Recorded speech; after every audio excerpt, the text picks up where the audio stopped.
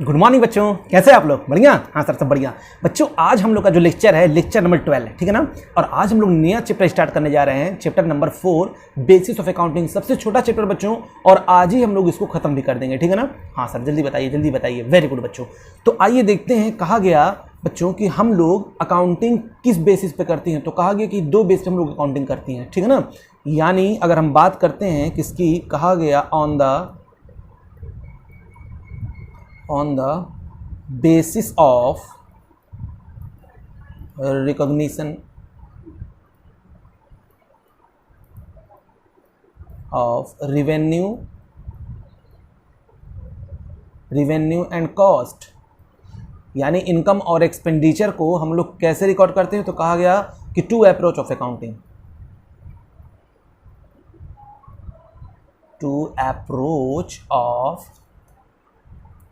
Accounting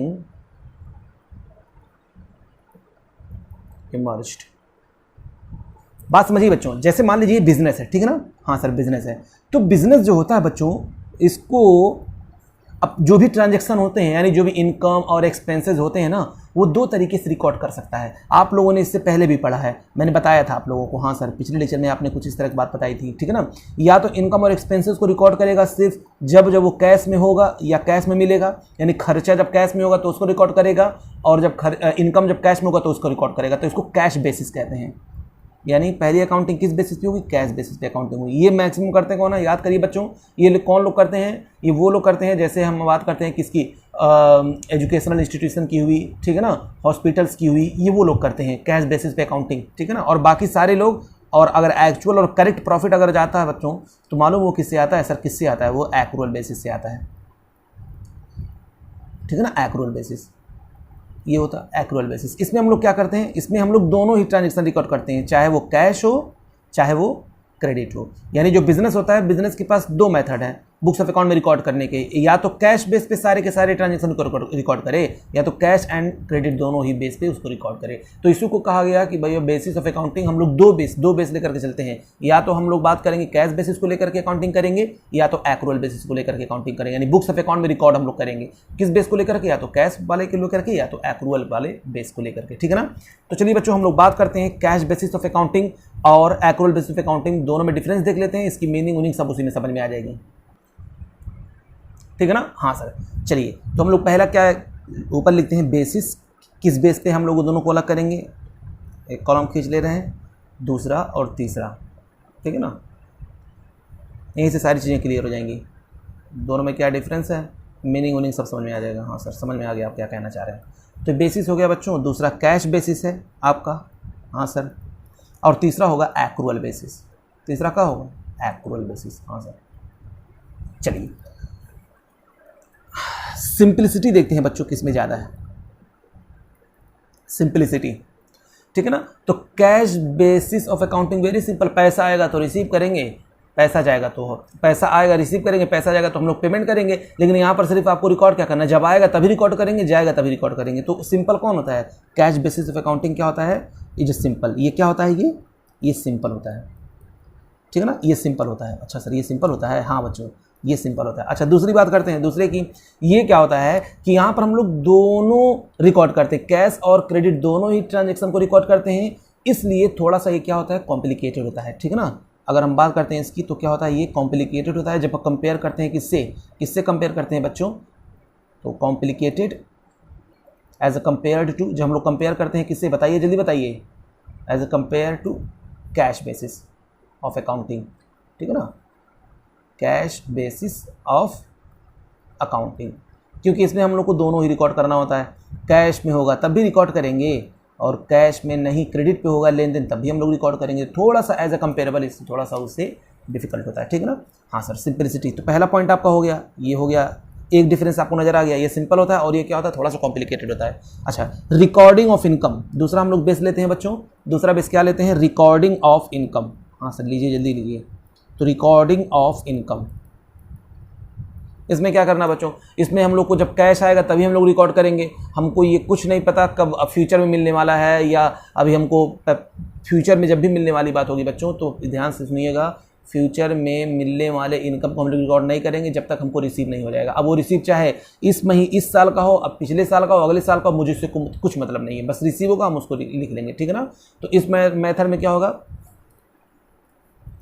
जब income कब record होगा, income recorded when actual receive, when actual receive, बस सिंपल सा फंडा, ये जब एक्चुअली रिसीव्ड होगा बच्चों तभी हम जो है इसको रिकॉर्ड करेंगे, बस काम खत्म, ठीक है ना। जब एक्चुअली हम लोग क्या करेंगे बच्चों, सर एक्चुअली आप जब रिसीव करेंगे तभी इसको आप रिकॉर्ड करेंगे, व्हेन एक्चुअल रिसीव्ड। ओ ये बात है, हाँ। अच्छा, लेकिन अगर बात करते हैं बच्चों इधर, तो इधर क्या होगा, इधर हमको तो चाहे एक्चुअल में तुरंत रिसीव हो या फ्यूचर में मिलने वाला हो, मतलब समझिए यहाँ पर हम लोग एक्यूरेट बेसिस पे करते हैं ना, तो इनकम अगर कमा लिया गया हो तो तुरंत मिल सकता है या हो सकता है बाद में मिले। तो यहाँ क्या कहता है, बाद में मिले या तुरंत मिले, आप उसको रिकॉर्ड जरूर करेंगे, ठीक है ना। यहाँ पर तो क्या कब रिकॉर्ड किया जाएगा, यहाँ बुक्स ऑफ अकाउंट में कब रिकॉर्ड किया जाएगा, व्हेन इनकम अर्न्ड, जब इनकम कमा लिया गया तो उसको आप रिकॉर्ड कर लीजिए, चाहे मिले चाहे ना मिले, ठीक है ना। तो यहाँ पर हम बात करते हैं व्हेन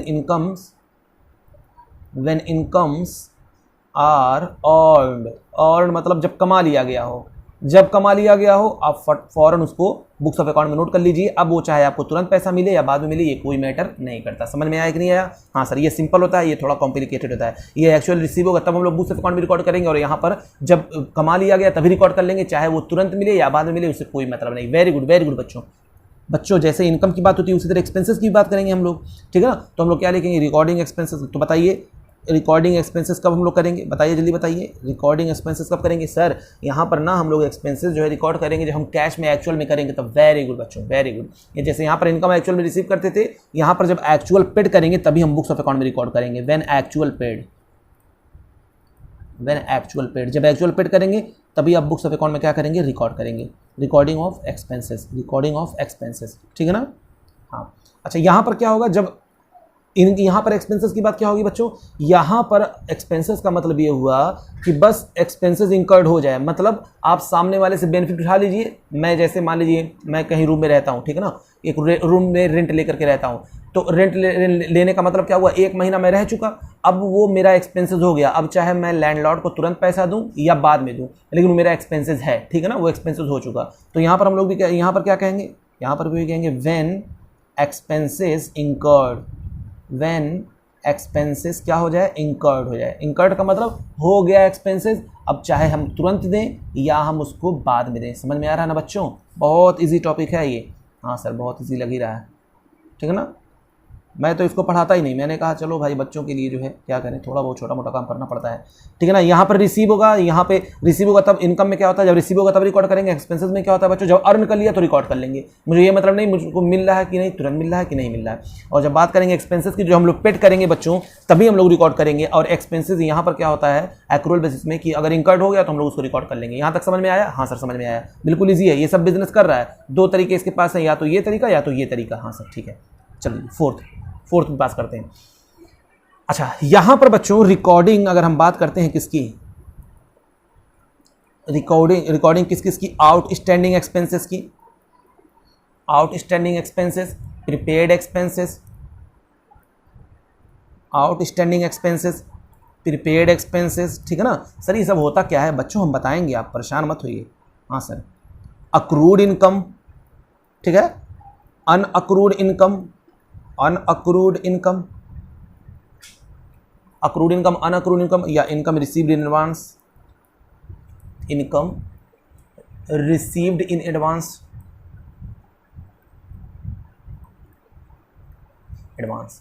चलिए बच्चों हम बात करते हैं, पहले किसकी बात करेंगे, जितने मैंने आपको सिंपल फॉर्मूला बताया, कभी भी हम लोग यहाँ पर सिर्फ और सिर्फ उसी इनकम और उसी एक्सपेंसेस को रिकॉर्ड करेंगे जो एक्चुअल में पैसा गया हो या तो पैसा आया हो, ठीक है ना। तो यहाँ पर बच्चों ये आउटस्टैंडिंग एक्सपेंसेस क्या होता है, ध्यान से सुनिएगा। आउटस्टैंडिंग एक्सपेंसेस का मतलब ये होता है कि बिजनेस ने, जैसे मान लीजिए किसी मजदूर से काम लिया, ठीक है ना। चलिए हम थोड़ा सा समझा देते हैं, हालांकि इसके बारे में हम लोग चर्चा कब करेंगे, जब जर्नल पढ़ेंगे तो बहुत डिटेल में इन सबों के बारे में हम लोग डिस्कस करेंगे। बस इतना समझ लीजिए, आउटस्टैंडिंग एक्सपेंसेस का मतलब क्या हुआ कि ये बिजनेस है, तो बिजनेस ने किसी मजदूर से, मान लीजिए इसने काम लिया, इसने किसी मजदूर से काम लिया, 1 महीना इसने काम किया, अच्छा, काम करता गया करता गया करता गया, ये बंदा काम किया, मजदूर जो है फिर बिजनेस के पास गया, कहा भैया मुझको पैसा दीजिए, मुझको मेरा वेजेस दीजिए, मजदूरी दीजिए। तो ये कह रहा है कि अभी नहीं बाद में देंगे। क्या कह रहा है? अभी नहीं बाद में देंगे। तो बताइए क्या वो एक्चुअल में इसके पास से पैसा गया? अभी तो बाद में जाएगा ना, तुरंत तो गया नहीं। तो बताइए बच्चों, क्या कैश बेसिस में इसको रिकॉर्ड किया जाएगा? तो कहा गया कि नहीं। तो इसको कहते हैं आउटस्टैंडिंग एक्सपेंसेस। आउटस्टैंडिंग एक्सपेंसेस का मतलब एक्सपेंसेस हो तो गया लेकिन पेमेंट अभी नहीं किया। तो पेमेंट अभी अगर नहीं किया तो कैश बेसिस में रिकॉर्ड तो नहीं होगा, लेकिन हाँ अगर हम बात करेंगे एक्रूअल बेसिस में तो इसको हम लोग रिकॉर्ड करेंगे क्योंकि फ्यूचर में मुझको इसको पे करना है। बच्चों इसी तरीके से जितने भी आउटस्टैंडिंग एक्सपेंसेस इंकर्ड होगा या अनअक्रूड इनकम हुआ या इनकम रिसीव्ड इन एडवांस हुआ, ये जितनी भी चीजें हैं सब इसी तरीके से हम लोग इसके बारे में डिस्कस करेंगे। बस इतना समझिए कि कैश बेसिस पे इसको कंसीडर नहीं किया जाएगा, ठीक है ना। तो हम यहां पर बात करेंगे कैश बेसिस अकाउंटिंग में हम लोग इन सब outstanding expenses, prepaid expenses, accrued income, unaccrued income, इन सब को हम लोग कंसीडर नहीं करते हैं, ठीक है ना। तो हम लिख सकते हैं does not consider, does not consider, हम लोग इसको कंसीडर नहीं करते हैं बच्चों। हाँ ये लीजिए, डज नॉट कंसीडर। अच्छा यहां पर इन सबको हम लोग क्या करेंगे? कंसीडर करेंगे, बस काम खत्म। यहां पर हम लोग क्या करेंगे? कंसीडर करेंगे, ठीक है ना। हाँ सर समझ में आ रहा है। अगला पॉइंट देखते हैं बच्चों। चलिए अगला मेरा पॉइंट बच्चों, capital and revenue. Capital and revenue बच्चों दो तरह में हम पीछे हम लोगों ने पढ़ा है, दो तरीके के खर्चे या इनकम होते हैं, कैपिटल या रिवेन्यू। याद होगा ना। अगर कैपिटल एक्सपेंसेस किसको कहते हैं बच्चों? याद करिए, कैपिटल एक्सपेंडिचर वो होता है जो हमें लंबे समय तक बेनिफिट देता है और रिवेन्यू एक्सपेंडिचर हमको करंट ईयर बेनिफिट देता है, याद है ना। तो कैश बेसिस ऑफ अकाउंटिंग में कोई भी इनमें फर्क नहीं महसूस करता, ठीक है ना। कह रहा है कि does not make distinction between capital and revenue item. कोई इसके कोई फर्क नहीं पड़ता, वो चाहे कैपिटल नेचर का आइटम हो चाहे रिवेन्यू नेचर का आइटम हो, ये तो भैया रिकॉर्ड करेगा बुक्स ऑफ अकाउंट में जैसे करता आया है, ठीक है ना। बस कैश आना और कैश जाना चाहिए, ठीक है ना। तो हम यहाँ पर क्या लिख सकते हैं जल्दी बताइए सर। आप लिख सकते हैं does not make distinction, does not make distinction between capital and revenue, between capital and revenue, ठीक है ना। ये कोई डिस्टिंक्शन नहीं करता, वो चाहे कैपिटल नेचर का एक्सपेंडिचर हो चाहे रिवेन्यू नेचर एक्सपेंडिचर हो, भैया इससे कोई फर्क नहीं पड़ता, ठीक है। हाँ सर समझ में आ रहा है। अच्छा लेकिन हम बात करते हैं एक्रूअल बेसिस ऑफ अकाउंटिंग बच्चों, तो ये अलग अलग करता है कैपिटल नेचर के आइटम को और रिवेन्यू नेचर के आइटम को। तो एक्रूअल बेसिस ऑफ अकाउंटिंग में हम लोग क्या करेंगे बच्चों? ये डिस्टिंग्यूश करता है, यानी डिस्टिंग्यूश्ड, ठीक है, डिस्टिंग्यूशेस कैपिटल एंड रिवेन्यू, ठीक है ना। यहाँ पर कैपिटल और रिवेन्यू को अलग अलग करता है। जैसे कैपिटल नेचर का एक्सपेंडिचर बच्चों हम लोग रिकॉर्ड करेंगे और रिवेन्यू नेचर का एक्सपेंडिचर को हम लोग रिकॉर्ड करेंगे, तो हमको इसको ध्यान में रख करके रिकॉर्ड यहाँ पर करना है, ठीक है। कौन सा कैपिटल नेचर है और कौन सा रिवेन्यू। रिवेन्यू नेचर हम बताइए कहाँ पर जाता है? प्रॉफिट एंड लॉस अकाउंट में जाता है। और ये कहाँ पर जाता है? कैपिटल नेचर कहाँ पर जाता है? बैलेंस शीट में जाता है। तो बच्चों इसका ध्यान यहाँ पर हमको रखना पड़ेगा, ठीक है ना। अगर हम बात करते हैं एक्रूअल बेसिस में, ठीक है ना। और कुछ बताइए सर, और कुछ बताइए और क्या दोनों में डिफरेंस है? चलिए ट्रू एंड फेयर व्यू कौन सा रिप्रेजेंट करता है? अब बताइए बच्चों, सारे के सारे ट्रांजेक्शन रिकॉर्ड कौन करता है? कौन छोड़ करके करता है? ये छोड़ करके करता है, खुद बताइए। कभी कहेगा जब कैश रिसीव होगा तभी हम रिकॉर्ड करेंगे, कैश का पेमेंट करेंगे तभी रिकॉर्ड करेंगे, लेकिन क्या सिर्फ खर्चा कैश में होता है? अरे कभी कभी बाद में देना होता है हमको। उसी तरीके से इनकम सिर्फ कैश में तुरंत होता है, कभी कभी बाद में मुझको मिलता है। तो कभी भी ये true and fair result show नहीं करेगा, लेकिन ये क्योंकि सारे इस साल के करंट ईयर के एक्सपेंसेस, करंट ईयर के इनकम को सब रिकॉर्ड करता है, इसलिए ये ट्रू एंड फेयर व्यू जो है रिप्रेजेंट करेगा। ओ ये बात है। हाँ बच्चों, तो true and fair view, true and fair view, ठीक है ना। तो कहा गया कि ये क्या करता है? जल्दी बताइए जल्दी बताइए। कह रहा है कि does not give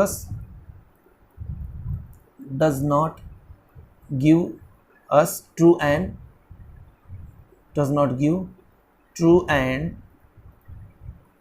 fair view, does not true and fair view of किसका of the financial position of the business. Financial position मतलब समझ रहे हैं ना बच्चों, वही बैलेंस शीट्स जो हम लोग निकालते हैं, याद है ना। पोजीशन बताता है financial position of the business, ठीक है ना। तो ये बच्चों क्या करता है, ये हमको ट्रू एंड फेयर व्यू नहीं देता है। क्यों? क्योंकि कुछ हम लोग इसमें ट्रांजैक्शन रिकॉर्ड करते हैं और कुछ हम लोग भूल जाते हैं, क्योंकि यहाँ पर सिर्फ बेस किसको लिया जाता है, कैश को लिया जाता है। भले इस साल का इनकम उससे कोई मतलब नहीं, मिलेगा तभी रिकॉर्ड करेंगे, नहीं मिलेगा तो रिकॉर्ड नहीं करेंगे। हाँ सर, बात तो समझ में आ रही है आपकी। और यहाँ पर हम बात करेंगे अगर, तो बताइए यहाँ पर क्या होगा, आप खुद बताइए, क्योंकि सारे ट्रांजेक्शन को हम लोग लेकर चलते हैं। तो एक्यूरेट बेसिस अकाउंटिंग क्या करता है हमको, ये हमको प्रोवाइड करता है क्या प्रोवाइड करता है सर, जल्दी बताइए, दिल जो है तड़प रहा है मेरा। मैंने कहा ये लो बच्चों, ये ट्रू एंड फेयर व्यू हमको प्रोवाइड करता है of the business enterprises, of the business enterprise. ठीक है ना? हाँ सर ठीक है, ये रहा बच्चों। ये हमको ट्रू एंड फेयर व्यू नहीं देता, लेकिन ये हमको ट्रू एंड फेयर व्यू देता है बिजनेस इंटरप्राइजेस का। अच्छा, ये बात है। हाँ, आइए देखते हैं बच्चों अगला पॉइंट 7वां क्या बोलता है इसके बारे में। लीगल पोजीशन, किसके बारे में बात करते हैं हम लोग, लीगल पोजीशन। कानून की नज़र में इन दोनों का पोजीशन क्या है, ठीक है ना। तो भैया कानून की नज़र में कैश बेसिस पे अकाउंटिंग का कोई भी ये रिकॉग्नाइज्ड है ही नहीं है। ये कानून इसके बारे में कहता ही नहीं कि आप इस बेस पे अकाउंटिंग करिए। कानून क्या कहता है, आप इस बेस पे जो है अकाउंटिंग करेंगे। तो कहा गया बच्चों कि इसके लिए कहा गया नॉट रिकॉग्नाइज्ड, कंपनी एक्ट इसको रिकॉग्नाइज नहीं करती है करने के लिए, not recognised by the company act, by the company act, ठीक है ना, बाय द कंपनीज एक्ट। ये रिकॉग्नाइज नहीं करता। क्या नहीं रिकॉग्नाइज करता, कंपनी एक्ट इसको नहीं कहता कि आप इस बेस पे अकाउंटिंग करिए। लेकिन ये बच्चों ये जो है रिकॉग्नाइज्ड है, ये जो है रिकॉग्नाइज्ड होगा। कौन रिकॉग्नाइज करता है इसको, कंपनी एक्ट करता है कि आप अकाउंटिंग इसी बेस पे करेंगे, ठीक है ना, उनके लिए कंपलसरी है बाय द कंपनी एक्ट।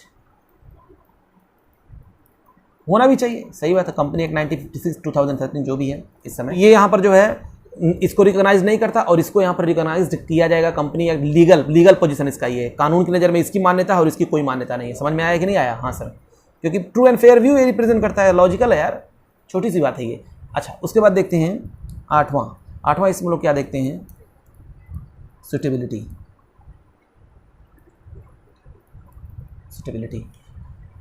चलिए बच्चों, ये किसके लिए सूटेबल है? तो अगर हम बात करते हैं बच्चों ये सूटेबल किसके लिए होगा, जल्दी बताइए। फॉर स्मॉल एंटरप्राइज, ठीक है ना, for small enterprises.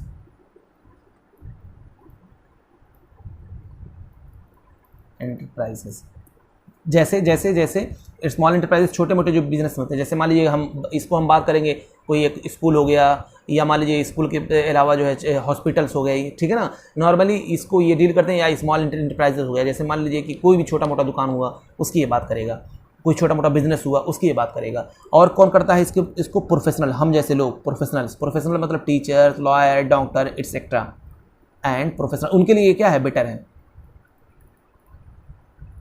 Professional, like teacher, doctor etcetera. कितना मैं बताऊं, ठीक है ना, एटसेट्रा। ये प्रोफेशनल्स के लिए सही, छोटे मोटे बिजनेसमैन के लिए ये सही है, सूटेबल है। लेकिन अगर हम बात करते हैं बच्चों इसकी, तो ये किसके लिए होगा, जब लार्ज बिजनेस इंटरप्राइजेस। सूटेबल किसके लिए है, फॉर लार्ज बिजनेस एंटरप्राइजेस, ठीक है ना। ये बड़े बड़े बिजनेसमैनों के लिए ये सूटेबल है, लेकिन ये छोटे मोटे बिजनेसमैन हुए या लॉयर हुए, डॉक्टर हुए, प्रोफेशनल सेक्शन उनके लिए क्या है, सूटेबल है। बोलिए बच्चों, ये बात समझ में आई? हाँ सर। तो बच्चों ये था आपका दोनों के बारे में हमने बता दिया, यानी दोनों के बारे का मतलब, यानी हम बात कर चुके हैं किसके बारे में, कैश बेसिस पे और एक्रूअल बेसिस पे, दोनों की काउंटिंग हम लोग सीख चुके हैं। ये बहुत ही छोटा चैप्टर था, इसमें और मैं क्या बताऊं, इसमें कुछ बताने लिए है ही नहीं है, इतना ही चैप्टर में था बच्चों। और इसी के बारे में अब मीनिंग सब पढ़ा हुआ है, तो आप इसी से सारी चीज़ें आप निकाल सकते हैं, ठीक है ना। तो हमको नहीं लगता इससे ज़्यादा मुझको इसमें क्लास लेना चाहिए, लेंदी करने का कोई मतलब नहीं है। तो इस लेक्चर में बच्चों हम लोग अपना 4th चैप्टर कंप्लीट करते हैं। इसमें हमारा कुछ है ही नहीं कि मैं आपको बताऊं, बस ध्यान में क्या रखना, 2 बेस पे अकाउंटिंग होता है, कैश बेसिस पे होता है और एक्रूअल बेसिस पे होता है। कैश बेसिस पे हमने बताया आपको ये सिंपल होता है और ये कॉम्प्लिकेटेड होता है थोड़ा सा रिकॉर्ड करने में। इनकम को हम तभी रिकॉर्ड करेंगे जब कैश मिलेगा, इनकम को हम चाहे कैश मिले चाहे ना मिले, अगर अर्न कर लिया तो हम लोग रिकॉर्ड करेंगे। यहाँ पर एक्सपेंसेस तभी हम लोग रिकॉर्ड करेंगे जब हम उसको पे करेंगे, यानी कोई भी एक्सपेंसेस जब पे होगा तभी हम लोग रिकॉर्ड करेंगे। और यहाँ पर क्या था बच्चों, यहाँ पर हम लोग एक्सपेंसेस अगर इंकर्ड हो गया तो रिकॉर्ड करेंगे, चाहे वो पे हुआ हो चाहे ना हुआ हो। उसके बाद यहाँ पर हमने बताया था कोई भी outstanding expenses, prepaid expenses, accrued income, unaccrued income या इसी तरीके से एडवांस इनकम कभी भी हम लोग कैश बेसिस अकाउंट में नहीं रिकॉर्ड करेंगे, लेकिन यहाँ पर हम उसको रिकॉर्ड करते हैं, उसको रिकॉग्नाइज करते हैं। उसके बाद मैंने फिर आगे बताया बच्चों कि ये जो है ट्रू एंड फेयर व्यू जो है रिप्रेजेंट करता है, नहीं करता है ट्रू एंड फेयर व्यू, जबकि ये ट्रू एंड फेयर व्यू जो है रिप्रेजेंट करता है। ये capital nature and revenue nature expenditure में कोई डिफरेंस नहीं करता, सबको एज इट इज रिकॉर्ड करता है। और ये जो डिस्टिंग्विश दोनों में डिफरेंस करता है, कैपिटल और रेवेन्यू एक्सपेंडिचर को उसको अलग अलग हमको भेजना होता है, एक बैलेंस शीट में जाता है, एक प्रॉफिट लॉस अकाउंट में जाता है। यहाँ ट्रू एंड फेयर व्यू मैंने बता ही दिया है आपको। लीगल पोजीशन इसका कोई कानून के नजर में इसकी कोई वैल्यू नहीं है, लेकिन कानून के नजर में इसकी वैल्यू है। छोटे मोटे लोग इसके लिए सूटेबल है, लेकिन बड़े बड़े बिजनेसमैन के लिए सूटेबल है। बस बच्चों ये था चैप्टर आज का। तब तक के लिए अब अगला चैप्टर हम लोग स्टार्ट करेंगे, ठीक है ना। आप लोग लाइक करें, शेयर करें, सब्सक्राइब करें। बच्चों जो भी दिक्कत हो हमसे नीचे कमेंट बॉक्स में जरूर लिख करके शेयर किया करिए, ठीक है ना। थैंक यू वेरी मच बच्चों, थैंक यू।